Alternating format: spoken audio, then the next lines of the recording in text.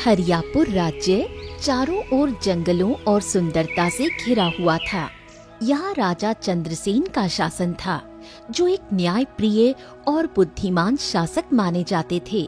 परंतु एक अभाव उन्हें भीतर ही भीतर खोखला कर रहा था। चंद्रसेन गहरी सोच में उदास बैठा था। तभी यशोधरा वहाँ आ पहुँची। क्या बात है स्वामी, आप इतने उदास क्यों हैं?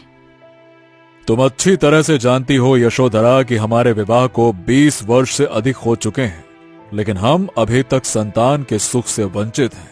हाँ, कभी कभी तो हम सोचते हैं कि हमारे बाद हमारे इस राज्य का वारिस होगा कौन।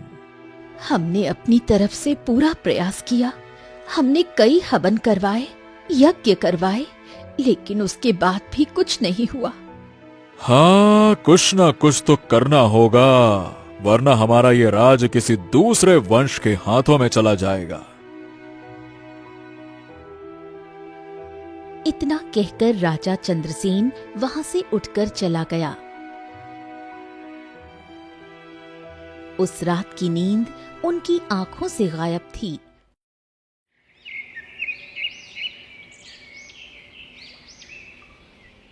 अगले दिन राजा चंद्रसेन इस विषय पर राजगुरु से चर्चा करने लगा। गुरुदेव, क्या कोई ऐसा मार्ग है जिससे हमें संतान सुख की प्राप्ति हो सके? महाराज, हमारे हरिपुर गांव में वर्षों से दंत कथाएं चली आ रही हैं कि अगर कोई भी राजा अपनी रानी के साथ जंगल में जाकर जंगल की पूजा करे तो उसकी कोख हरी भरी हो सकती है। प्रयास करने में क्या जाता है, हो सकता है कि महारानी की कोख हरी भरी हो जाए। राजगुरु की बात राजा के दिल को छू गई। उन्हें एक नई उम्मीद की झलक दिखाई दी।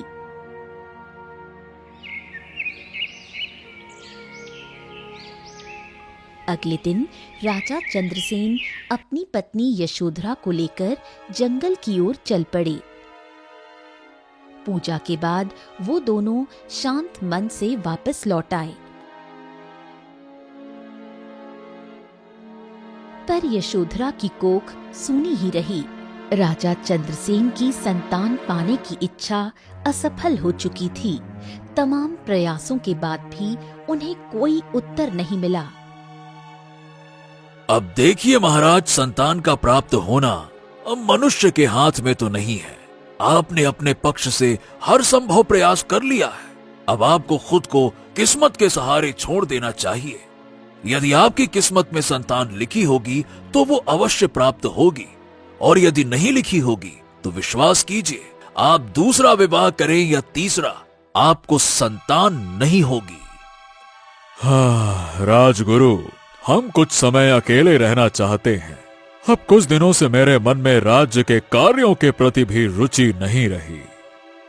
राजन, आप जिस चिंता से गुजर रहे हैं उससे मुक्त होना आवश्यक है, तभी आप पुनः राज्य के कार्यों में ध्यान दे पाएंगे। अच्छा, क्यों ना आप कुछ दिनों के लिए जंगल में शिकार करने चले जाएं। वैसे भी आपने कई दिनों से शिकार नहीं किया है। शिकार पर जाएंगे तो मन भी बहलेगा और चिंता भी दूर हो जाएगी महाराज। राजा चंद्रसेन को ये सुझाव अच्छा लगा।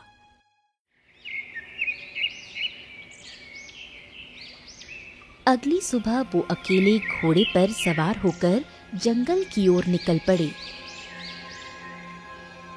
शाम ढलने लगी, पर कोई शिकार उन्हें नहीं मिला। थककर राजा चंद्रसेन एक वृक्ष के नीचे बैठ गए। ओहो, सुबह से भटक रहा हूं पर एक भी शिकार ही नहीं मिला। क्या इस जंगल से सारे पशु लुप्त हो गए हैं? अब तो महल लौटना भी जोखिम भरा है। काफी देरी हो गई है। अच्छा तो यही होगा कि रात यहीं बिता लूं। राजा चंद्रसेन आंखें मूंद कर लेट गए। तभी एक तेज धमाके से उनकी नींद खुल गई। राजा चंद्रसेन ने देखा कि पास ही एक तालाब के किनारे घनी झाड़ियों में रंग बिरंगी किरणें चमक रही थीं। ये कैसा दृश्य है? राजा जैसे ही उसके पास गया तो वो आश्चर्यचकित रह गया। वहाँ एक विशालकाय तितली घायल अवस्था में थी। उसके पास एक नवजात कन्या रो रही थी। इतनी बड़ी तितली और ये नवजात कन्या, ये तो अत्यंत सुंदर है। तुम राजा चंद्रसेन हो? मैं तुम्हें पहचानती हूँ।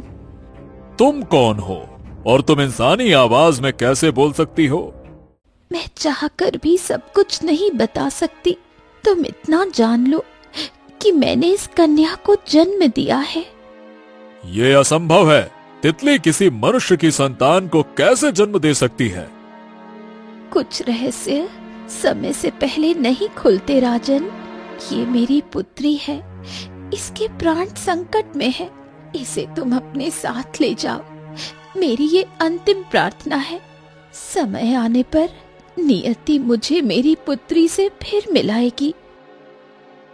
इतना बोलकर तितली रंग बिरंगी किरणों में विलीन होकर अदृश्य हो गई।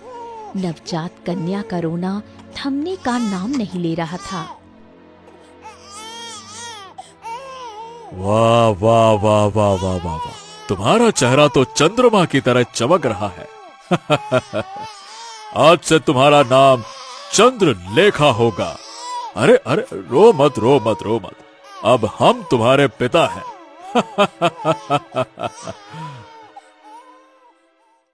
राजा चंद्रसेन उसी रात महल लौट आया। उनके हाथों में नवजात कन्या को देखकर रानी यशोधरा और राजगुरु चकित रह गए। स्वामी, ये बच्ची, ये किसकी है? राजा चंद्रसेन सारी घटना बताते हुए बोला। जो कुछ जंगल में हुआ वो शब्दों में समझाना कठिन है, लेकिन इतना जान लो, इस कन्या को मैंने नियति से प्राप्त किया है। महाराज, ये तो अत्यंत विचित्र है, लेकिन कोई बात नहीं। आखिरकार ईश्वर ने आपकी प्रार्थना सुन ली। जब मैंने इसे पहली बार देखा ना राजगुरु, मुझे अपने भीतर पिता का प्रेम उमड़ता हुआ महसूस हुआ। इसका चेहरा तो सचमुच चंद्रमा की तरह चमक रहा है। इसका नाम चंद्रलेखा ही होना चाहिए। अरे मैंने भी तो इसका यही नाम रखा है, चंद्रलेखा। चंद्रलेखा का जीवन एक रहस्य से प्रारंभ हुआ। धीरे धीरे राजा चंद्रसेन और रानी यशोधरा की छत्रछाया में वो बड़ी होने लगी। समय इसी तरह बीतता रहा। बीते वर्षों के साथ चंद्रलेखा अब 20 वर्ष की हो गई। एक दिन चंद्रलेखा अपने महल के बगीचे में अपने पिता राजा चंद्रसेन और यशोधरा के साथ बैठी हुई थी कि तभी एक शेर वहां आ पहुंचा और बुरी तरह से दहाड़ने लगा। यशोधरा, चंद्रलेखा, जल्दी से पीछे हटो। ये शेर अगर और पास आया तो तुम दोनों पर हमला कर देगा। जल्दी करो। तभी अचानक चंद्रलेखा की आंखें नीली हो गईं। उसके चेहरे पर गंभीरता उतर आई। ठहरिए पिताजी, अपनी तलवार म्यान में रख लीजिए। ये शेर हमें मारने नहीं बल्कि मदद मांगने आया है। चंद्रलेखा, ये तुम क्या कह रही हो? मैं बिल्कुल सही कह रही हूँ माँ। एक बात मैंने आपको बचपन से नहीं बताई। मुझे जानवरों की भाषा समझ में आती है। इतना कहकर चंद्रलेखा बगीचे की एक झाड़ी के पास चली गई। उसने एक पत्ती तोड़ी और उसे पीसकर शेर की टांग पर लगा दी, जहाँ से हल्का रक्त बह रहा था। भागते समय तुम्हारे पैर में कांटा चुभ गया था, इसी वजह से तुम्हें दर्द हो रहा था। अब तुम कुछ ही दिनों में ठीक हो जाओगे, लेकिन अब तुम जंगल चले जाओ, यहाँ मत आना, नहीं तो इंसान तुम्हें मार डालेंगे। शेर सिर झुकाता हुआ दौड़कर वहां से चला गया। राजा चंद्रसेन और रानी यशोधरा की आंखों में आश्चर्य ठहर गया। चंद्रलेखा मुस्कुराती हुई अपने कक्ष की ओर चली गई।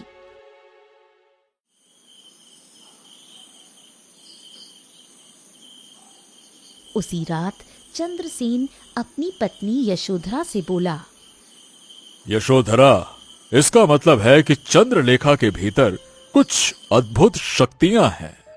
हाँ, जिस प्रकार से उसने आज शेर की मदद की और कहा कि उसे जानवरों की भाषा समझ में आती है, इससे तो स्पष्ट है कि वो सामान्य लड़की नहीं है। मुझे तो डर सता रहा है। किस बात का डर यशोधरा? ये तो अच्छी बात है। अब हमारे राज्य में केवल मनुष्य नहीं बल्कि जानवर भी सुखी रहेंगे। उनकी भाषा चंद्रलेखा समझती है, ये तो अच्छी बात है। लेकिन सोचिए, चंद्रलेखा आम मनुष्यों से बिल्कुल अलग है। एक ना एक दिन उसे अपने अस्तित्व का एहसास जरूर होगा। फिर वो अपने जन्म और अपनी सच्चाई की खोज शुरू करेगी। हाँ, चिंता मत करो यशोधरा, मुझे याद है। उस विशाल तितली ने मुझसे साफ साफ कहा था कि नियति एक दिन उसे चंद्रलेखा से जरूर मिलाएगी। लेकिन देखो रानी, अगर हमने चंद्रलेखा को सच्चे हृदय से बेटी जैसा प्रेम दिया है ना, तो वो हमें कभी छोड़कर नहीं जाएगी।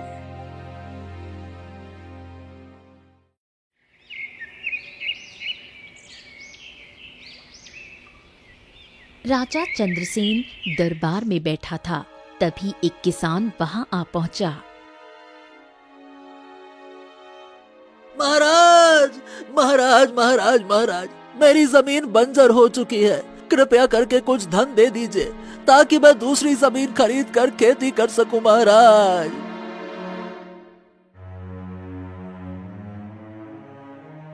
अगर तुम्हारी बंजर जमीन फिर से हरी भरी हो जाए तो कैसा रहेगा? हाँ, हाँ, राजकुमारी, इससे अधिक प्रसन्नता की बात भला क्या होगी? वो जमीन तो मेरे पूर्वजों की निशानी है राजकुमारी। पिताजी, मैं इस किसान की जमीन को देखना चाहती हूँ। तुम्हें वहां जाना है? ठीक है, लेकिन हम भी तुम्हारे साथ चलेंगे। कुछ ही देर में राजा चंद्रसेन और राजकुमारी चंद्रलेखा उस किसान की जमीन पर खड़े थे। तभी चंद्रलेखा की आंखें नीली हो गईं। उसने जमीन पर हाथ रखा और कुछ ही पल में वहां हरियाली उगने लगी। देखते ही देखते पूरा खेत हरा भरा हो गया।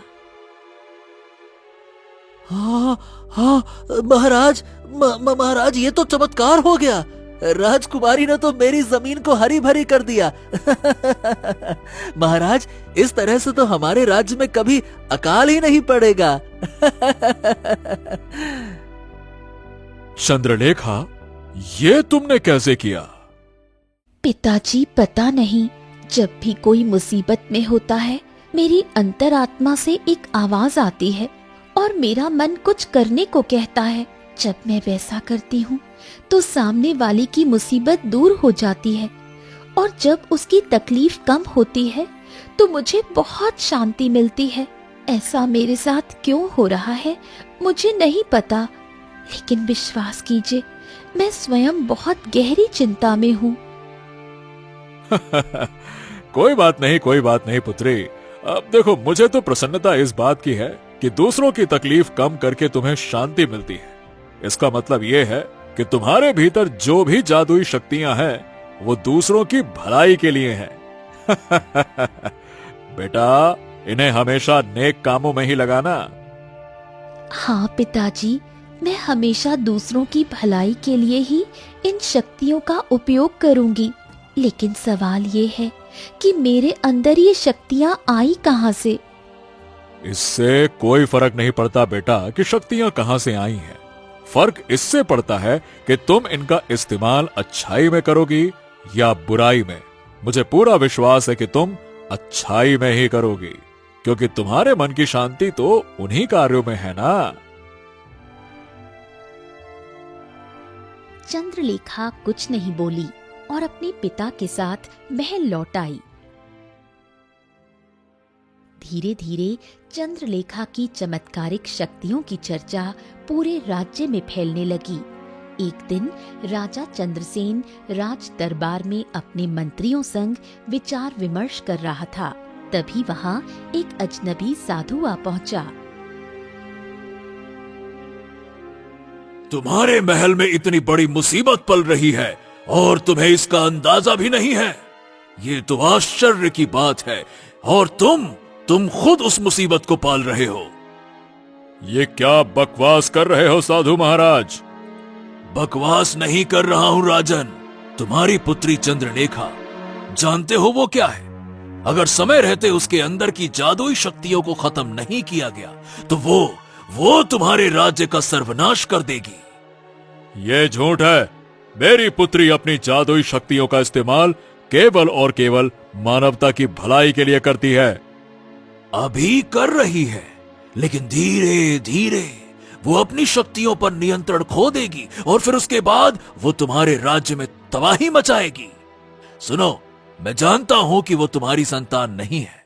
मेरी बात पर विश्वास करो राजन। तुम्हारी पुत्री चंद्रलेखा एक राक्षस की संतान है और मैं इसे साबित कर सकता हूं। बस एक बार अपनी पुत्री को राज दरबार में बुला दो। राजा चंद्रसेन क्रोधित हो गया। उसने तुरंत चंद्रलेखा को वहां पर बुलवा लिया, क्योंकि वो सत्य को परखना चाहता था। साधु महाराज, मेरी बात कान खोल के सुन लो।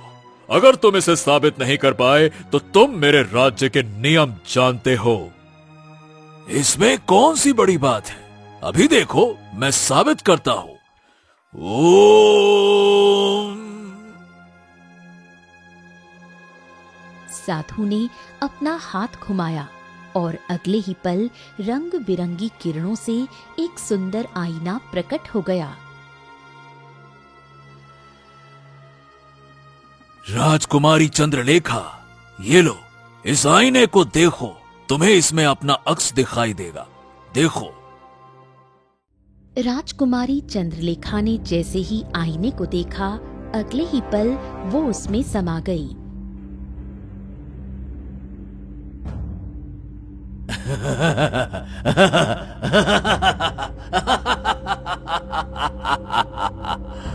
मूर्ख राजा, बरसों से मैं इसी की तलाश में था।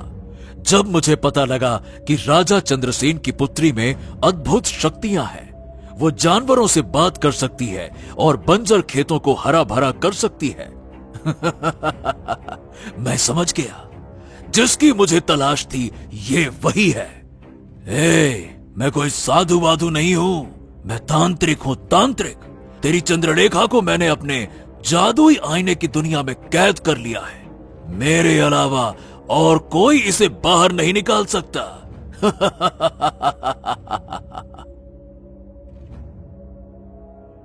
तभी आईने के भीतर चंद्रलेखा की आंखें नीली हो गईं। अचानक कांच चटक कर टूट गया और चंद्रलेखा बाहर आ गई। कांच के टुकड़े चारों ओर बिखर गए। हाँ, अरे ये तो मेरी उम्मीद से कहीं ज्यादा शक्तिशाली निकली। अरे इस आईने से तो बाहर निकलना ही नामुमकिन था, लेकिन इसने कर दिखाया। ओह, इसका मतलब कि ये अपनी माँ से भी ज्यादा शक्तिशाली है। तुम किसकी बात कर रहे हो? ये मत समझना कि मैं हार गया। ओम ह्रीं क्लीं, मैं वापस आऊंगा। इतना कहकर तांत्रिक रंग बिरंगी किरणों से वहां से गायब हो गया। चंद्रलेखा बुरी तरह से विचलित हो गई और अपने कक्ष की खिड़की पर आकर खड़ी हो गई। कुछ देर बाद राजा चंद्रसेन और रानी यशोधरा वहां पहुंच गए। पिताजी, वो तांत्रिक मेरी माँ का जिक्र कर रहा था, जबकि मेरी माँ तो मेरे सामने खड़ी है। मुझे बताइए कि सच्चाई क्या है? कौन था वो तांत्रिक और मेरे अंदर जादुई शक्तियाँ क्यों हैं? आपने कभी मुझे सब कुछ स्पष्ट क्यों नहीं बताया? नहीं, कुछ मत कहिए। नहीं यशोधरा, अब इस सच्चाई को हम ज्यादा दिन तक छुपा नहीं सकते। हमें यह सच बताना ही होगा। देखो बेटी, यह सच है कि तुम हमारी संतान नहीं हो। बरसों पहले तुम हमें घने जंगल में मिली थी। राजा चंद्रसेन उस दिन की पूरी घटना विस्तार से चंद्रलेखा को बताने लगा। तो मैं एक तितली की संतान हूँ? हाँ, सच्चाई तो यही है। वो एक तितली थी या कुछ और, ये हमें नहीं पता, लेकिन जब मेरी उससे बातचीत हुई तब वो एक विशाल तितली के रूप में थी। चंद्रलेखा गहरी सोच में डूब गई। तो फिर मुझे उससे मिलना होगा। मुझे अपनी सच्चाई जाननी बहुत जरूरी है। लेकिन बेटी, हमें डर है कि तुम कहीं हमें छोड़ कर न चली जाओ। नहीं पिताजी, आप स्वयं सोचिए, मेरा सच्चाई का पता लगाना कितना आवश्यक है। वो तांत्रिक जो अभी आया था कितना शक्तिशाली था। उसने फिर धमकी दी है कि वो वापस आएगा। इससे पहले कि वो मुझ पर कोई और जादू आजमाए, मुझे अपने अस्तित्व का पता लगाना ही होगा। ठीक है बेटी, जैसी तेरी इच्छा। लेकिन बेटा, तुम अपने अतीत का पता कैसे लगाओगी? मैं उसी जंगल में जाऊंगी जहां बरसों पहले आपने मुझे पाया था। तो मैं भी साथ चलूंगा। नहीं पिताजी, मैं आपके जीवन को खतरे में नहीं डाल सकती। मुझ पर भरोसा रखिए, मैं वापस जरूर आऊंगी।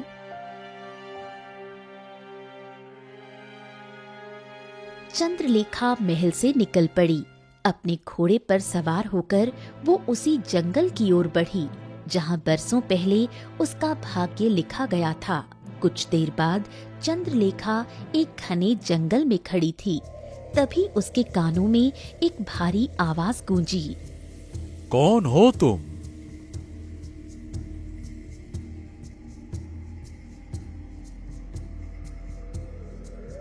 तुम कौन हो? मैं एक साधु हूँ। कुछ देर पहले राजमहल में भी एक साधु आया था, लेकिन वो पाखंडी निकला। मैं तुम पर कैसे विश्वास करूं कि तुम सच में साधु हो? तुम मानव नहीं हो। मेरी बात पर विश्वास करो, मैं साधु ही हूँ। मैं अपनी जादुई शक्तियों से देख सकता हूँ कि तुम एक सामान्य मनुष्य नहीं हो। यदि तुम चाहो तो स्वयं पहचान सकती हो कि मेरा स्वभाव कैसा है। ये सुनकर चंद्रलेखा चौंक गई। अचानक उसकी आंखें नीली हो गईं और कुछ क्षणों बाद सामान्य हो गईं।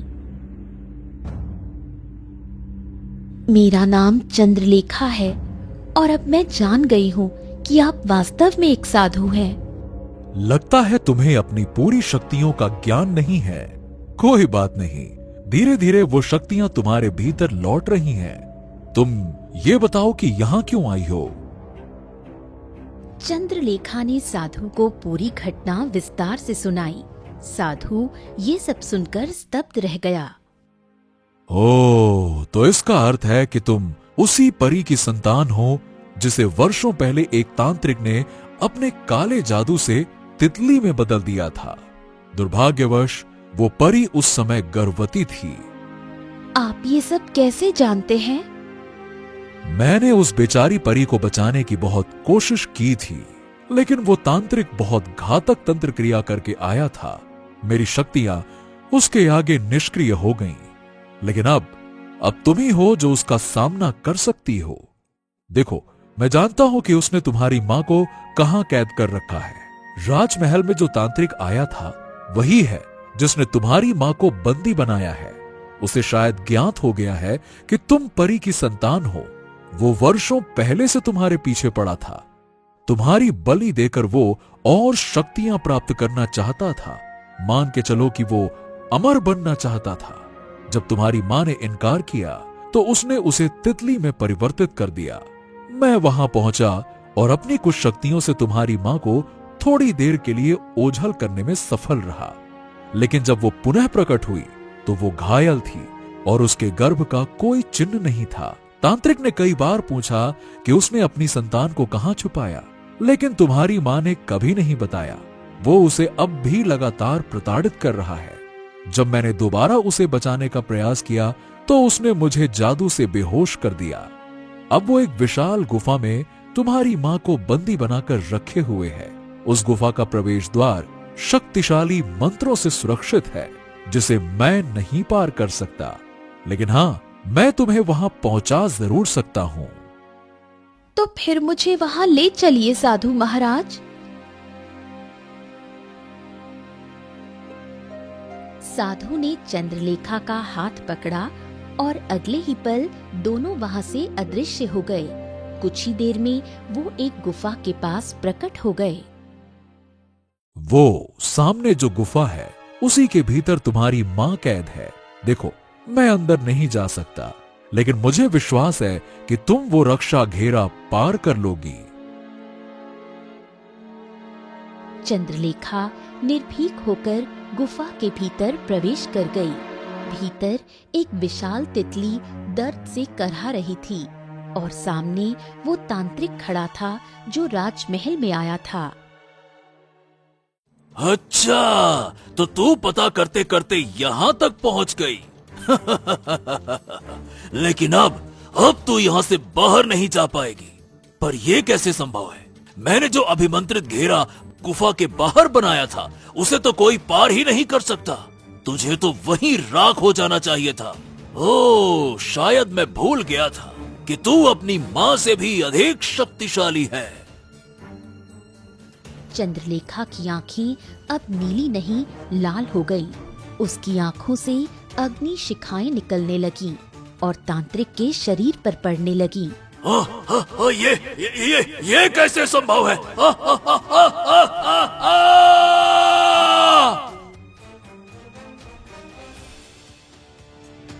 गुफा में रंग बिरंगी किरणें फैल गईं और वो तितली धीरे धीरे एक सुंदर परी में बदल गई। मैं तुम्हें पहचान गई हूँ। तुम मेरी पुत्री हो। बरसों पहले मैं पृथ्वी पर भ्रमण के लिए गई थी। राजा चंद्रसेन का राज्य मुझे अत्यंत प्रिय लगा।